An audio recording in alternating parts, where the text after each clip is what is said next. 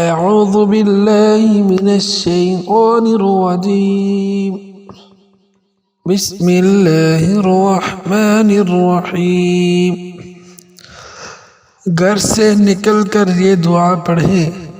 نبی کریم صلی اللہ علیہ وسلم نے فرمایا، جب آدمی اپنے گھر سے نکلے پھر کہے بسم اللہ توکلت علی اللہ لا حول ولا قوة الا باللہ، اللہ کے نام سے نکل رہا ہوں، میرا پورا توکل اللہ ہی پر ہے، تمام طاقت و قوت اللہ ہی کی طرف سے ہے، تو اس وقت اسے یہ کہا جاتا ہے تجھے ہدایت ملی، تیری کفایت کی گئی اور تجھے بچا لیا گیا ہر بلا سے، چنانچہ شیاطین اس سے دور ہو جاتے ہیں، اور دوسرا شیطان اس سے کہتا ہے تیرا داؤ ایسے آدمی پر کیوں کر چلے جسے ہدایت دی گئی، اس کی کفایت کر دی گئی اور اسے بچا لیا گیا۔